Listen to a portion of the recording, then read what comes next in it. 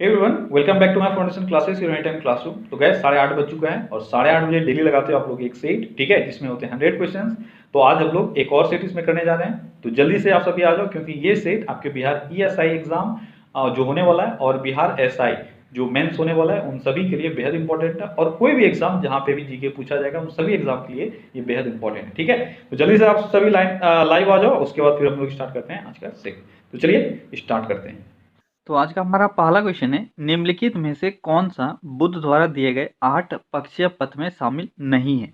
देखो, बुद्ध ने दिया था अष्टांग मार्ग, ठीक है, तो आपको वही बताना है कि अष्टांग मार्ग से रिलेटेड कौन सा संबंधित नहीं है। तो देखो, यहाँ पे आपका आंसर हो जाएगा सम्यक लक्ष्य, ठीक है। अष्टांग मार्ग, इसमें 8 तरीका बताया गया था। क्या क्या है वो सबसे पहला है सम्यक दृष्टि, ठीक है। दूसरा क्या है? दूसरा है सम्यक संकल्प। तीसरा क्या है? तीसरा है सम्यक वाणी। चौथा है सम्यक कर्मांत या कर्म, इसको बोल सकते हो आप, ठीक है। पांचवा क्या है? पांचवा है सम्यक आजीविका। छठा क्या है? छठा है सम्यक व्यायाम। और सातवां है सम्यक स्मृति। और आठवां क्या है? आठवां है सम्यक समाधि, ठीक है। तो ये टोटल 8 मार्ग थे, इसमें से आपका सम्यक लक्ष्य कहीं पे भी नहीं आया। अगला क्वेश्चन है, भरनेर और कैमूर पहाड़ियां निम्नलिखित पर्वत श्रृंखलाओं में से किसका विस्तार है। भरनेर और कैमूर पहाड़ियां, यह किसका विस्तार है? यह विंध्य पर्वत का विस्तार है।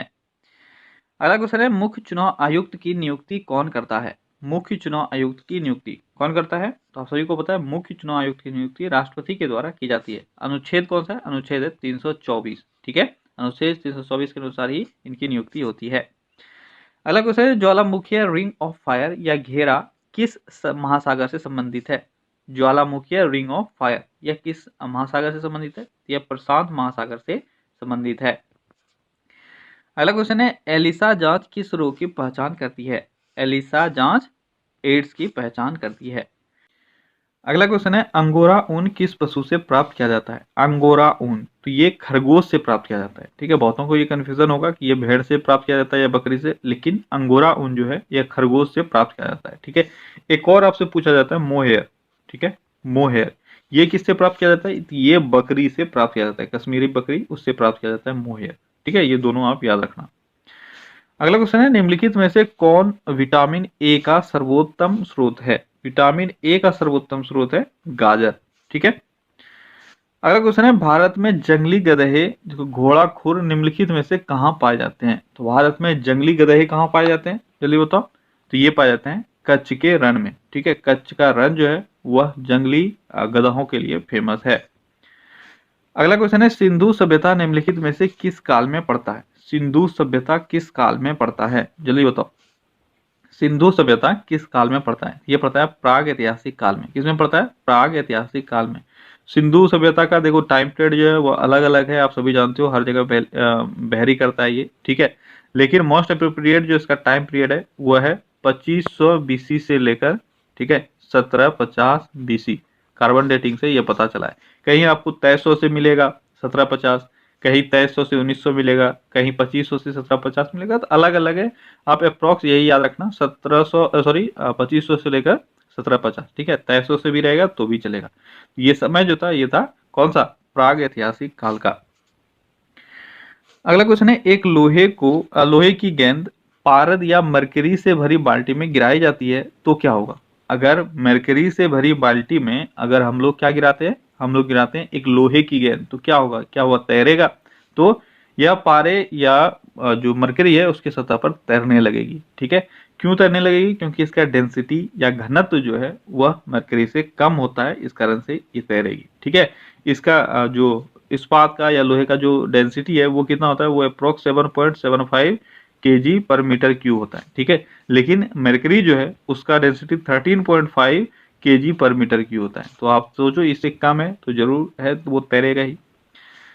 अगला क्वेश्चन है, एल्गोरिदम या सिफर का उपयोग करके डेटा को पहले एक अपठनीय स्थिति में बदल दिया जाता है। डेटा को फिर से मूल रूप में परिवर्तित करने को क्या कहा जाता है?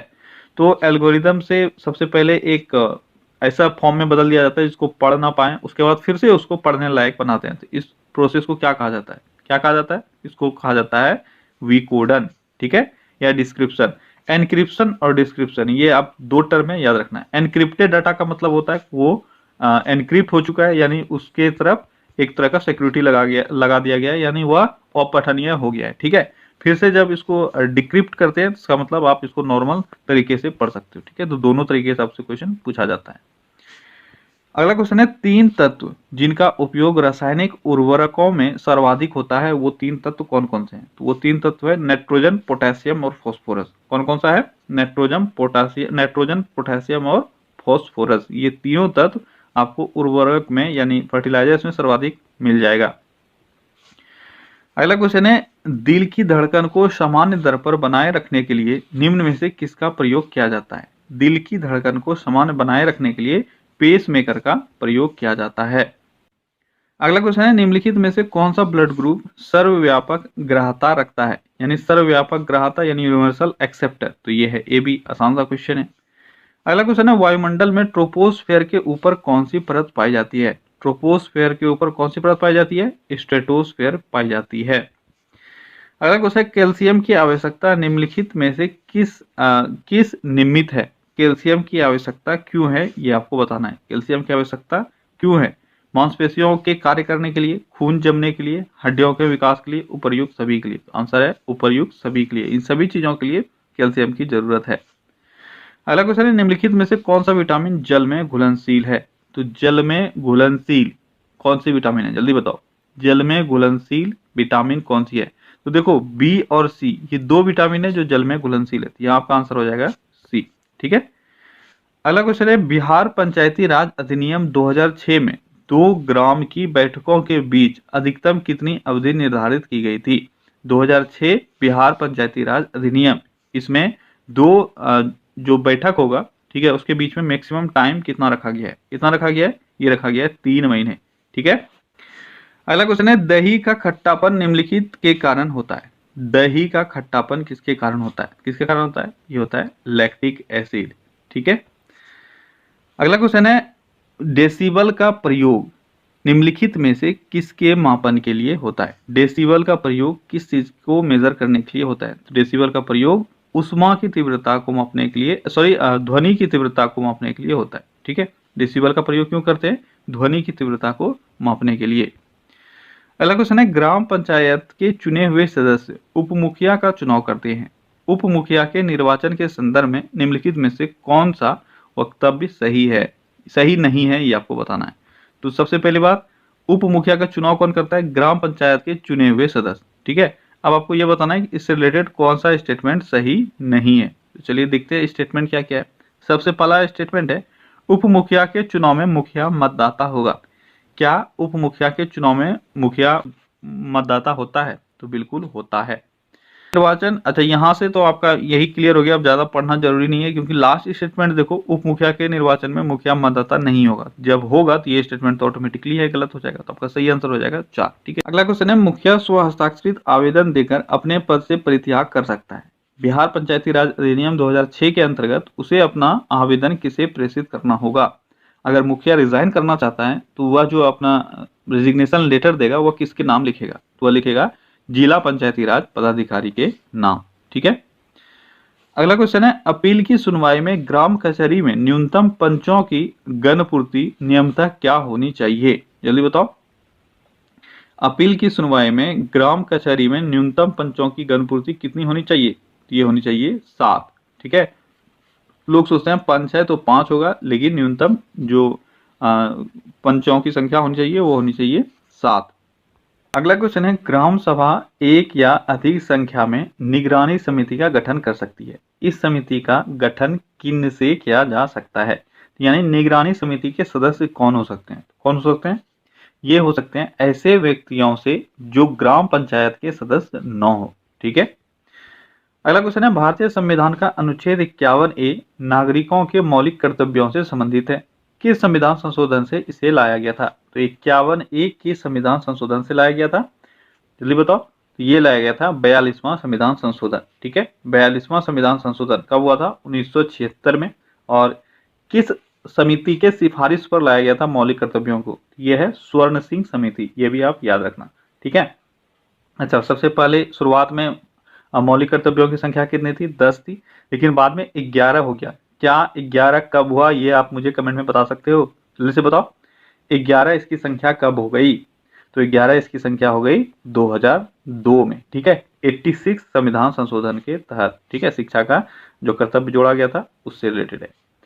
अगला क्वेश्चन है 74वें संविधान संशोधन का संबंध निम्नलिखित में से किस संस्था से है? 74वें संविधान संशोधन का संबंध किससे है? तो यह है नगर पालिका। और कब हुआ था? 1993 में, ठीक है। 74वां संविधान संशोधन कब हुआ था? 1993 में, और ये संबंधित है नगर पालिका से।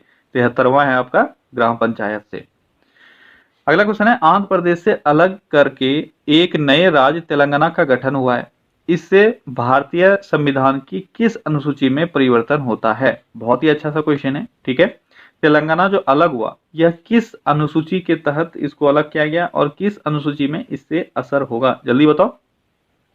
तो इससे जो अंतर होगा वो होगा अनुसूची 1 में, ठीक है। भारतीय संविधान की प्रथम अनुसूची में ये कहा गया है कि भारत के राज्यों और केंद्र शासित प्रदेशों की सीमाएं कैसी हो सकती है, ठीक है, इससे ये संबंधित है। कौन सा? अनुसूची 1, ठीक है।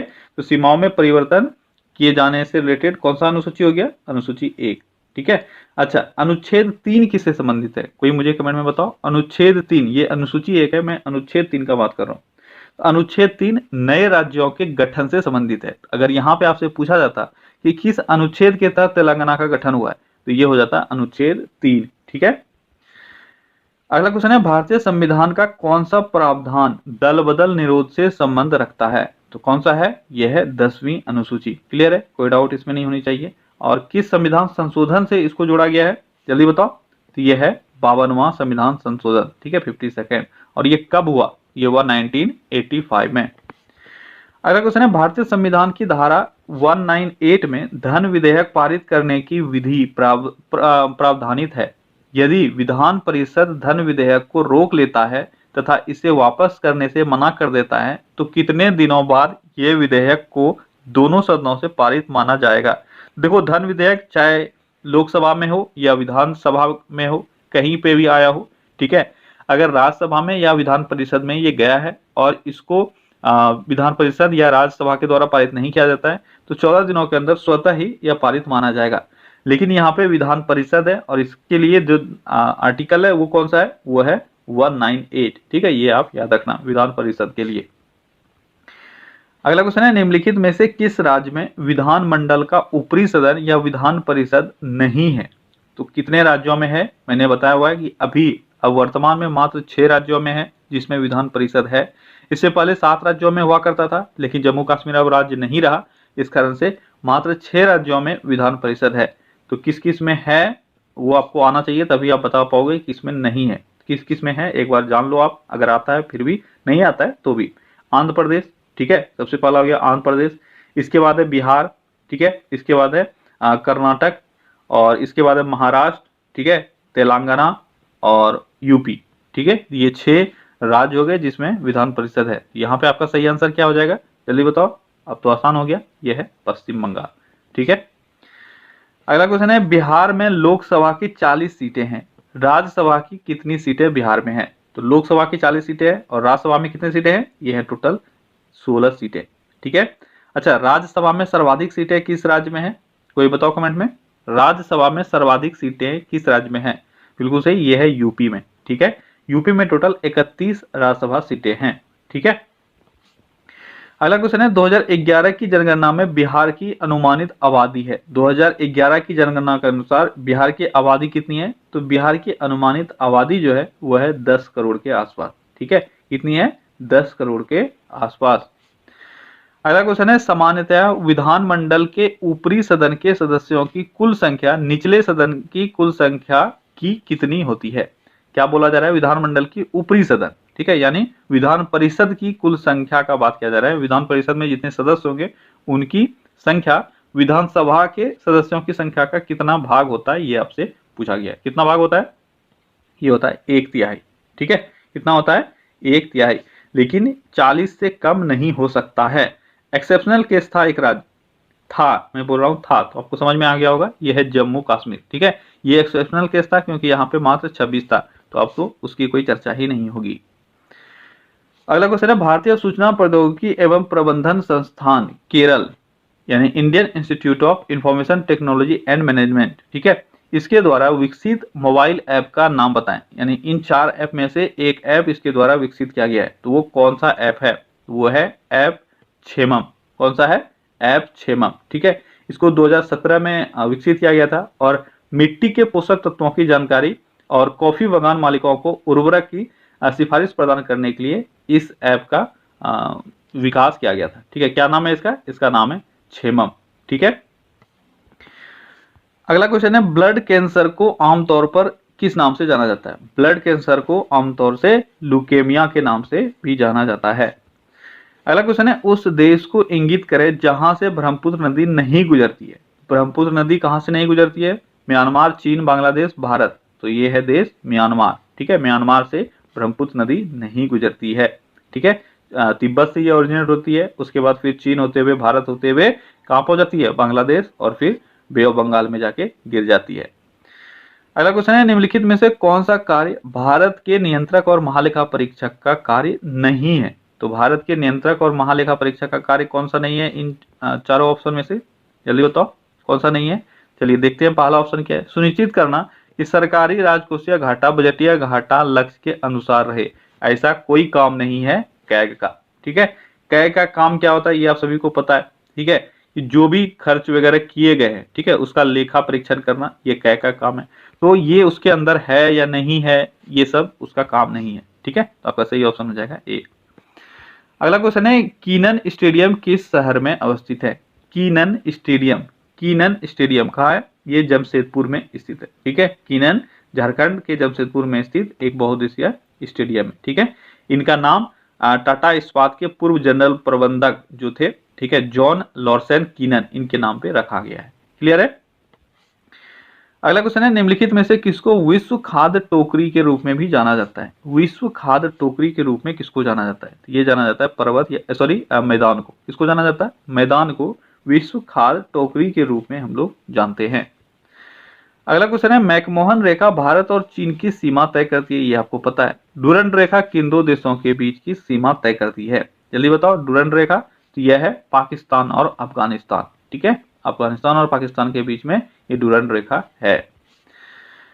अगला क्वेश्चन है, 1964 में स्थापित डैश विश्व भर में जैविक प्रजातियों की संरक्षण स्थिति संबंधी दुनिया की सबसे व्यापक तालिका है।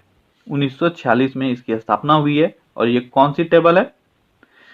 तो ये टेबल है अंतरराष्ट्रीय प्रकृति संरक्षण संघ लाल सूची। ठीक है, ये जो लाल सूची है यह इसका गठन कब हुआ है? इसका 1964 में गठन हुआ है और यह विश्व भर में जैविक प्रजातियों के संरक्षण स्थिति संबंधी दुनिया की सबसे व्यापक टेबल है। अगला क्वेश्चन है, टाइम मैगजीन ने साल 2019 के लिए पर्सन ऑफ द ईयर निम्न में से किसे चुना है? तो टाइम मैगजीन के द्वारा पर्सन ऑफ द ईयर 2019 किसको चुना गया? ये चुना गया ग्रेटा थुनबर्ग को, और ये अभी तक की सबसे youngest time person of the year है। अगला क्वेश्चन है, 13वें एशियाई खेलों में भारत ने कितने पदक जीते? 13वां एशियाई खेल ये कहाँ हुआ? आयोजित हुआ, ये नेपाल में आयोजित हुआ था और इसमें भारत ने टोटल 312 पदक जीता है। अगला क्वेश्चन है, डची फैट 3 किस देश के स्कूली छात्रों के द्वारा बनाया गया नैनो उपग्रह है जिसे हाल ही में श्रीहरिकोटा के द्वारा प्रक्षेपित किया गया? यह है इजराइल का। ठीक है, और ये एक नैनो उपग्रह है, अभी हाल ही में दिसंबर में ही इसको लॉन्च किया गया है श्रीहरिकोटा से। अगला क्वेश्चन है, निम्नलिखित में से कौन सा युग्म सही नहीं है? तो यहाँ पे आपको दिख रहा है कुछ देश है और उसका राजधानी है। तो मिस्र काहिरा सही है, केन्या नैरोबी सही है, सूडान खार्तूम सही है, दक्षिण अफ्रीका जॉनसनबर्ग ये गलत है। दक्षिण अफ्रीका का कैपिटल जो वहाँ का प्रशासनिक और राजनीतिक कैपिटल है वो है केप टाउन। ठीक है, तो आपका सही जो ऑप्शन होगा वो होगा 4। अगला क्वेश्चन है, द गाइड उपन्यास के लेखक कौन है? तो गाइड उपन्यास आसान सा क्वेश्चन है, इसके लेखक कौन है? ये है R.K. नारायण। अगला क्वेश्चन है, रिकेट्स विटामिन की कमी के कारण होता है। विटामिन डी की कमी के कारण होने वाला एक बीमारी है, यह मानव शरीर के हड्डी को प्रभावित करता है। जल्दी जल्दी करते जाओ ऐसे क्वेश्चंस को। अगला क्वेश्चन है, निम्नलिखित में से किस फसल की खेती भारत में सर्वाधिक क्षेत्रफल में होती है? यह है धान, कल भी मैंने आपको बताया था। अगला क्वेश्चन है, जब सार्वजनिक क्षेत्र उपक्रम यानी PSU नियोजित पूंजी पर नकारात्मक प्रतिफल दर देखते हैं तो सरकार PSU में अपनी हिस्सेदारी पूर्ण या आंशिक रूप से बेच देती है, इसे क्या कहा जाता है? अच्छा क्वेश्चन है, और अभी के सिनारियो को देखते हुए आपको पता है बहुत सारे कंपनी के साथ ऐसा होने वाला है। ठीक है, 5 से 7 कंपनियों का लिस्ट तो सरकार के पास ऑलरेडी तैयार है जिसमें जो डिसइन्वेस्टमेंट है वो सरकार करने जा रही है या विनिवेश करने जा रही है। ठीक है, इसमें क्या होता है, अगर नुकसान हो रहा है तो उसके हम कुछ परसेंट को सेल आउट कर देते हैं, यानी उसको प्राइवेटाइजेशन की तरफ भेज देते हैं। अगला क्वेश्चन है, गंगा ब्रह्मपुत्र डेल्टा क्षेत्र का वन निम्नलिखित में से किस नाम से जाना जाता है? इसको जाना जाता है सुंदरवन से। अगला क्वेश्चन है, कालिदास सम्मान पुरस्कार प्रारंभ किया गया, तो कालिदास सम्मान पुरस्कार किस राज्य ने शुरू किया था? किस राज्य ने शुरू किया है? ये किया गया मध्य प्रदेश सरकार के द्वारा। अगला क्वेश्चन है, उस स्थिति का नाम बताएं, उस संस्थिति का नाम बताइए जिसमें सभी नोड्स एक अंतरा पृष्ठ की सहायता से एक केबल से जुड़े होते हैं। तो कंप्यूटर से ये क्वेश्चन है। ठीक है, आपको उस टोपोलॉजी का नाम बताना है जिसमें क्या होता है, जिसमें सभी नोड्स एक केबल से जुड़े होते हैं। तो उसको हम लोग क्या बोलते हैं? उसको बोलते हैं बस टोपोलॉजी। ठीक है, बस टोपोलॉजी, ये संस्थिति जो है इसको टोपोलॉजी आप इंग्लिश में बोल सकते हो। ठीक है, तो बस टोपोलॉजी एक मुख्य केबल का उपयोग करती है जिससे सभी नोड सीधे तौर पर जुड़े होते हैं। ठीक है, अगला क्वेश्चन है, बर्मा ब्रिटिश भारत से कब अलग हुआ? बर्मा ब्रिटिश भारत से कब अलग हुआ था? तो कब हुआ था? ये हुआ था 1935 में। ठीक है, अच्छा, साइमन कमीशन जो आया था उसके रिपोर्ट की सिफारिश पर ही 1935 में बर्मा को भारत से अलग किया गया था। क्लियर है, और ब्रिटिश भारत से यह 1937 में वैधिक रूप से अलग हो गया और पृथक प्रांत बन गया था। तो यहाँ पे आपका 1937 नहीं है, 1935 में ये डिक्लेयर हो गया था कि ये अलग होगा, तो आपका सही आंसर 1935 भी होगा। ठीक है, अगला क्वेश्चन है, मालगुडीज देश के रचनाकार कौन है? मालगुडीज देश के रचनाकार, तो मालगुडीज देश के रचनाकार कौन है? ये है R.K. नारायण। अगला क्वेश्चन है, भारत का अनुमानित रक्षा खर्च है, तो भारत का अनुमानित रक्षा खर्च जो बजट टोटल जीडीपी का है, ठीक है, वो कितना है? वो लगभग 2.5% है। ठीक है, यह लेटेस्ट रिपोर्ट 2017 में जो वर्ल्ड बैंक के द्वारा जारी किया गया है उसके अनुसार है। ठीक है, यानी हमारे टोटल जीडीपी का 2.5% जो है वह रक्षा पर खर्च होता है। अगला क्वेश्चन है, किस वर्ष सिक्किम भारतीय संघ का 22वां राज्य बना? भारतीय संघ का 22वां राज्य सिक्किम है और यह 1975 में बना था। ठीक है, अगला क्वेश्चन है, आजादी के बाद भारत और नेपाल के बीच प्रथम शांति और मित्रता संधि किस वर्ष काठमांडू में हस्ताक्षरित की गई? भारत और नेपाल के बीच, तो ये हुआ था 1950 में। ठीक है, 31 जुलाई 1950 को भारत और नेपाल के बीच में शांति व मैत्री संधि हुआ था और इसका आयोजन कहाँ हुआ था? काठमांडू में। ठीक है, उस वक्त कौन थे नेपाल के प्रधानमंत्री? मोहन शमशेर जंग बहादुर राणा। ठीक है, आप याद रखना, मोहन शमशेर जंग बहादुर राणा नेपाल के प्रधानमंत्री थे और भारत की तरफ से भारतीय प्रधानमंत्री नहीं थे, भारतीय राजदूत थे। कौन थे उस वक्त राजदूत? चंदेश्वर नारायण सिंह। ठीक है, कौन थे? चंदेश्वर नारायण सिंह। तो इन दोनों के बीच ये संधि हुआ था। अगला क्वेश्चन है, पटना उच्च न्यायालय की स्थापना कब हुई थी? आसान सा क्वेश्चन है, कब हुआ था? ये हुआ था 1916 में। ठीक है, अगला क्वेश्चन है, सर्वेंट ऑफ इंडिया सोसाइटी की स्थापना किसने की थी? तो सर्वेंट ऑफ इंडिया सोसाइटी की स्थापना गोपाल कृष्ण गोखले के द्वारा कब किया गया था? 1905 में। ठीक है, अगला क्वेश्चन है, राष्ट्रीय सांख्यिकी आयोग यानी नेशनल स्टैटिस्टिकल कमीशन के पहले अध्यक्ष कौन थे? तो कौन थे नेशनल स्टैटिस्टिकल कमीशन के पहले अध्यक्ष? तो ये थे सुरेश तेंदुलकर। ठीक है, अब यहाँ पे आपके दिमाग में जो चल रहा है वो चल रहा है CSO, लेकिन ये CSO नहीं है, ये है NSC। ठीक है, आपको कंफ्यूज किया जा सकता है इस क्वेश्चन के थ्रू। ठीक है, CSO यानी सेंट्रल स्टैटिस्टिकल ऑर्गेनाइजेशन और अभी जो हम लोग पढ़ रहे हैं वो है NSC यानी नेशनल स्टैटिस्टिकल कमीशन। ठीक है, इसका गठन कब हुआ था? इसका गठन हुआ था 2006 में। कब हुआ था? 2006 में। और कैसे इसका गठन हुआ? तो 2005 में रंगराजन आयोग के सिफारिश पर, कौन सा? रंगराजन कमीशन के सिफारिश पर 2006 में इसका गठन हुआ था और इसके पहले अध्यक्ष सुरेश तेंदुलकर नियुक्त हुए थे। अगला क्वेश्चन है, ग्रैंड कैनियन है, तो ग्रैंड कैनियन क्या है? तो आप सभी को पता है ग्रैंड कैनियन एक जॉर्ज है या एक खड्ड है। ठीक है, किस नदी में स्थित है? ये कोलोराडो नदी। किस नदी में? कोलोराडो नदी में ये स्थित है। और कोलोराडो नदी कहाँ से बहती है? तो अमेरिका से होकर बहती है, अमेरिका के एरिजोना राज्य से होकर यह बहती है। ठीक है, अगला क्वेश्चन है, बोडो निवासी हैं, तो बोडो जनजाति जो है वह कहाँ निवास करते हैं? तो बोडो गारो पहाड़ी में निवास करते हैं। बोडो जनजाति कहाँ करते हैं? गारो पहाड़ी में। ठीक है, असम और पूर्वोत्तर राज्य के कुछ क्षेत्रों में ये पाए जाते हैं। अगला क्वेश्चन है, माउंट एटना है, माउंट एटना क्या है? तो माउंट एटना जल्दी बताओ क्या है? बहुत अच्छा सा क्वेश्चन है। माउंट एटना क्या है? एक पर्वत है, एक पर्वत शिखर है, एक ज्वालामुखी है, या एक पठार है? तो माउंट एटना एक ज्वालामुखी है। ठीक है, कहाँ है माउंट एटना? तो माउंट एटना सिसिली द्वीप पर है। कहाँ पे है? सिसिली द्वीप पर, और ये एक एक्टिव वोल्केनो है। ठीक है, अगला क्वेश्चन है आम्र वर्षा है। आम्र वर्षा क्या है? जल्दी बताओ, आम्र वर्षा क्या है? तो आम्र वर्षा बिहार और बंगाल में मार्च अप्रैल में होने वाली वर्षा को कहते हैं। ठीक है, अगला क्वेश्चन है निम्नलिखित बुनियादी अधिकारों को उस क्रम में व्यवस्थित करें जिस क्रम में वे संविधान में सूचीबद्ध हैं। ठीक है, तो जो भी आपको अधिकार मिले हुए हैं उसको आपको संविधान में जिस हिसाब से उस हिसाब से आपको टेबलाइज करना है। तो कल भी ये क्वेश्चन आया हुआ था और मैंने बोला हुआ था इसको ध्यान से पढ़ लेना। क्या कल आपने पढ़ा था? अगर आपने पढ़ा होगा तो आप सही आंसर कर पाओगे। ठीक है, तो आप सभी को पता है जो हमारा अधिकार है वह अनुच्छेद कहां से कहां तक है? अनुच्छेद 12 से लेकर 35 के बीच में है। ठीक है, सबसे पहले इसमें से देखो कौन सा आएगा। सबसे पहले आपका आएगा समानता का अधिकार।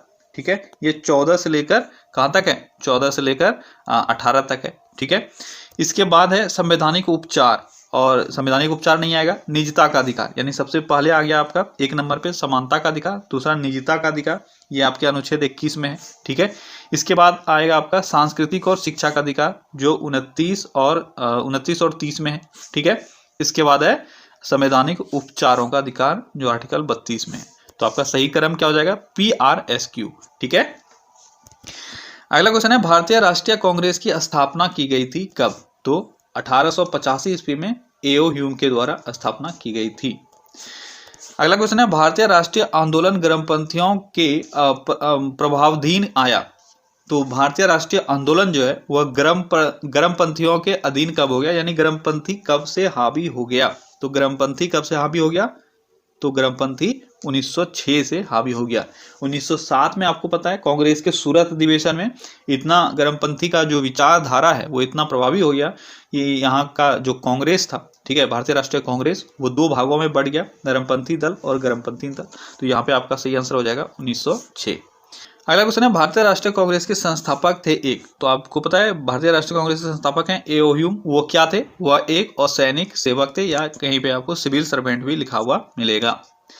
अगला क्वेश्चन है लंदन में जनरल डायर को किसने गोली मारी थी? लंदन में जाकर जनरल डायर को किसने गोली मारी थी? तो ये मारा गया था उधम सिंह के द्वारा। कब मारा गया था? 1940 में। ठीक है, और जनरल डायर को क्यों इन्होंने गोली मारा? तो आप सभी को पता होगा 1919 में जो जालियांवाला हत्याकांड हुआ था, ठीक है, उसमें उधम सिंह को ऐसा लगता था कि वो जो ऑर्डर दिया गया था वो जनरल डायर के द्वारा ही दिया गया था। ठीक है, और इसी कारण से वह इस चीज का दोषी जनरल डायर को मानते थे और उन्होंने ही जाकर उनकी लंदन में हत्या कर दी।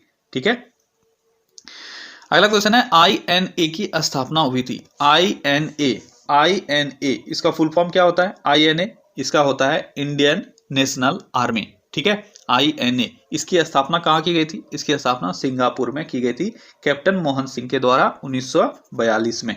ठीक है, और इसके बाद कुछ इसमें प्रॉब्लम हुआ तो 1943 में इसका फिर से एक बार पुनर्गठन किया गया जो सुभाष चंद्र बोस के द्वारा किया गया। इसलिए आपको कंफ्यूजन हमेशा रहता है इसके संस्थापक कौन है, मोहन सिंह या सुभाष चंद्र बोस। तो 1942 में सबसे पहले मोहन सिंह ने इसकी स्थापना की, फिर से इसको पुनर्गठन इसका किया गया, रीस्टैब्लिश किया गया सुभाष चंद्र बोस के द्वारा 1943 में। ठीक है, अगला क्वेश्चन है जब कोई कंपनी या व्यक्ति किसी ऐसे व्यवसाय में विदेशी निवेश करता है जो उसके देश में उसके वर्तमान व्यापार से संबंधित नहीं है तो उसे क्या कहा जाता है? उसको क्या कहा जाता है? जल्दी बताओ, क्या कहते हैं उसको? उसको कहते हैं वर्टिकल प्रत्यक्ष विदेशी निवेश। ठीक है, ऊर्ध्वाधर प्रत्यक्ष विदेशी निवेश। ठीक है, प्रत्यक्ष विदेशी निवेश तो आप जानते हो FDI, फॉरेन डायरेक्ट इन्वेस्टमेंट।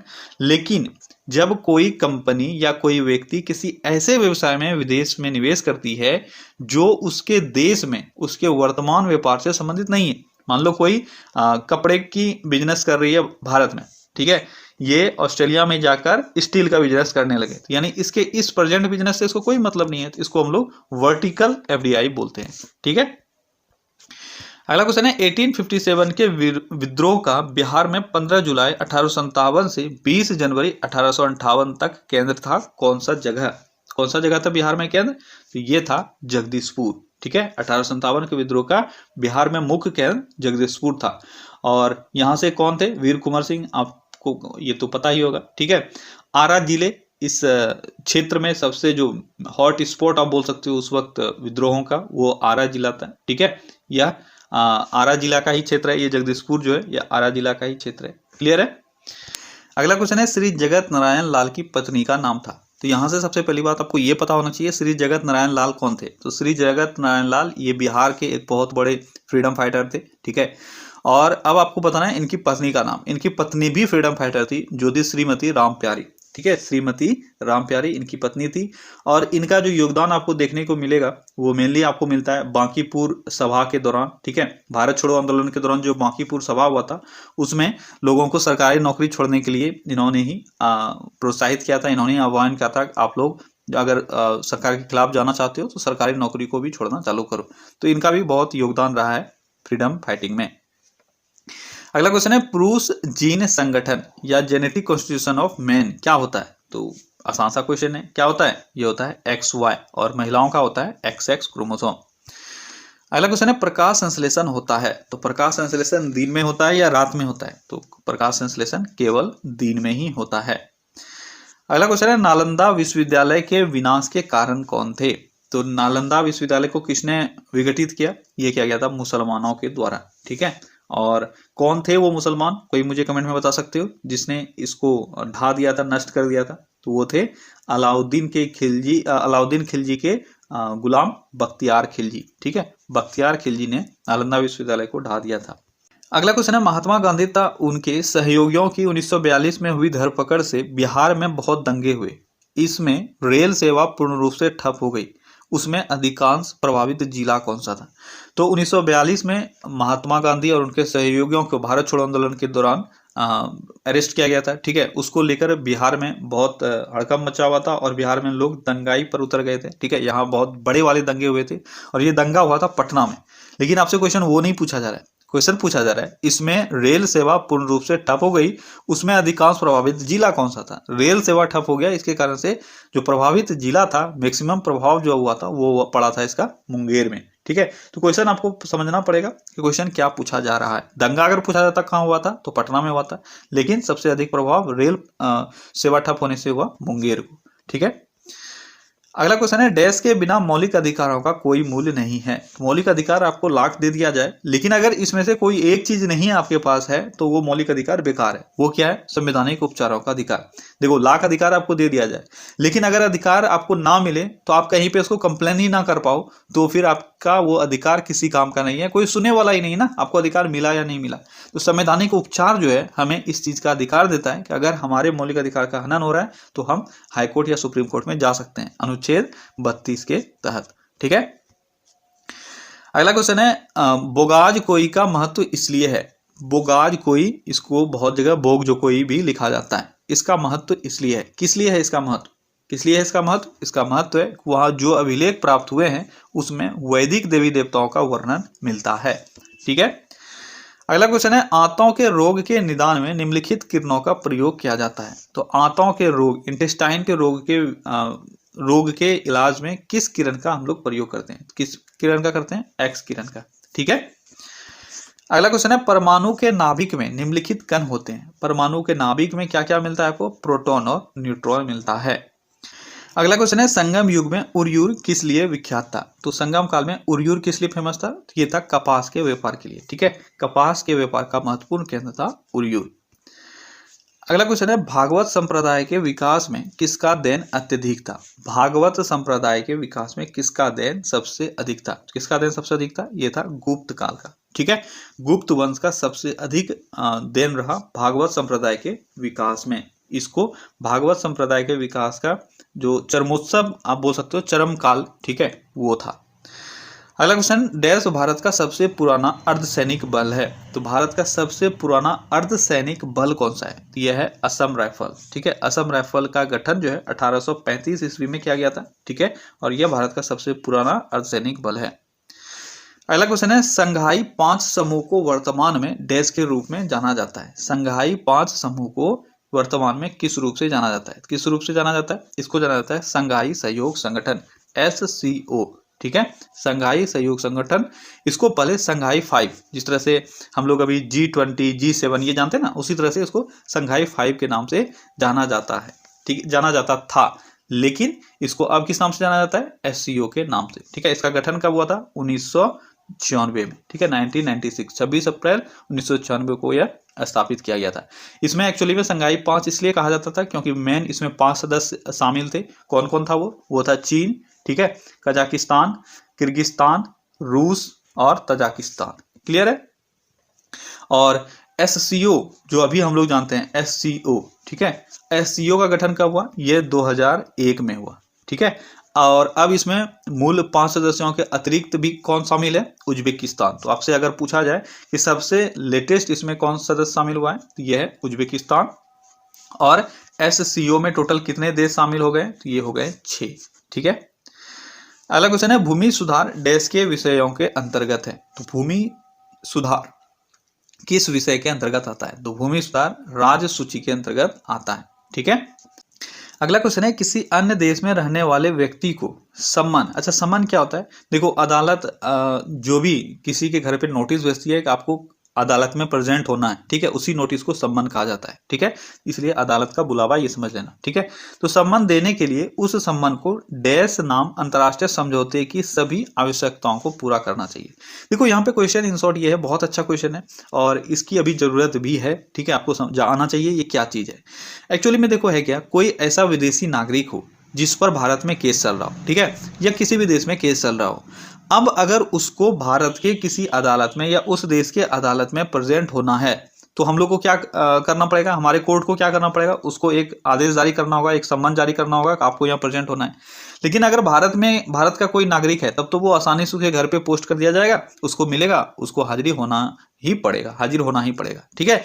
लेकिन अगर कोई विदेशी नागरिक है तो उसको एक समझौते के तहत ही भेजा जा सकता है और सारे टर्म एंड कंडीशन को फॉलो करना पड़ेगा, वो है हेग सर्विस कन्वेंशन, ठीक है। ये हेग सर्विस कन्वेंशन ये नीदरलैंड के द हेग में ये समझौता हुआ था और 1965 में ये अपनाया गया था कि विदेशी नागरिक के खिलाफ अगर कुछ भी है, ठीक है, तो उसको हम लोग ऐसे ही बुलावा पत्र नहीं भेज सकते हैं, उसको में सारे टर्म एंड कंडीशन जो भी सिविल कोड्स वगैरह हैं सबको पहले देखना पड़ेगा, उस सब चीज को फॉलो कर रहा है कि नहीं कर रहा है, तभी भेज सकते हैं। इसीलिए अभी भारत में आपको जनरली दिख रहा है कि जो भी यहाँ पे किसी भी जो आप बोल सकते हो ना घपला में या किसी भी चीज में फंसता है, वो क्या करता है, वो फटक से भाग जाता है बाहर और कोशिश करता है वहां का नागरिकता ले ले। अगर वहां की नागरिकता मिल गई तो फिर हेग सर्विस कन्वेंशन के अनुसार ये बहुत टफ हो जाता है कि उसको भारत लाया जाए, ठीक है। बहुत सारे ऐसे कंडीशंस हैं जो हमेशा फॉलो नहीं हो पाते हैं, ठीक है, कुछ ना कुछ उसमें रह ही जाएगा और फिर उनको बुलावा पत्र नहीं भेजा जा सकेगा, ठीक है। इसके कारण से बरसों लग जाती हैं, कोई एक केस को सॉल्व करने में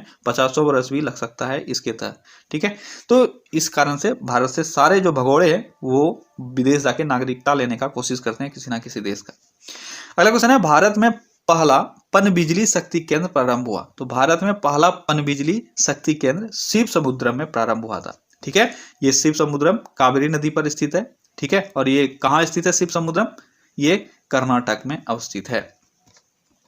अगला क्वेश्चन है, किस पुरस्कार को ग्रीन ऑस्कर कहा जाता है। ग्रीन ऑस्कर किसको कहा जाता है, तो ग्रीन ऑस्कर कहा जाता है व्हिटली पुरस्कार को, Whitley fund for nature, WFN, ठीक है, व्हिटली फंड फॉर नेचर के द्वारा स्थापित ये पुरस्कार है, ठीक है। 1994 से ये पुरस्कार दिया जाता है, ठीक है। इसकी स्थापना व्हिटली ने किया था और इसको ग्रीन ऑस्कर के नाम से जाना जाता है। अगला क्वेश्चन है, राजा खारवेल का नाम जुड़ा है। राजा खारवेल का नाम किससे जुड़ा हुआ है, तो ये जुड़ा हुआ है हाथी गुम्फा लेक से, ठीक है। कलिंगराज खारवेल आपने नाम सुना होगा, ठीक है।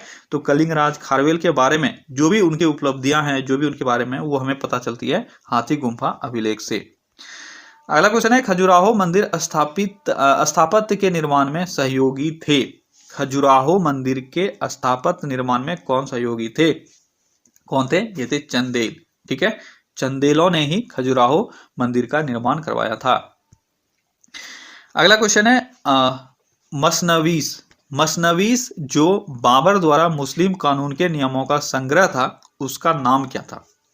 मसनवीस क्या था, तो मसनवीस था बाबर के द्वारा मुस्लिम कानूनों के नियमों का संग्रह, इसका नाम था मुबायिन, ठीक है। एक अलग भाषा भी आपसे पूछा जाता है, मोबाइल शैली का, भाषा नहीं शैली, ठीक है, मोबाइल शैली का निर्माण किसने किया, या मोबाइल शैली किसके द्वारा प्रचलित किया गया, ये था बाबर, ठीक है।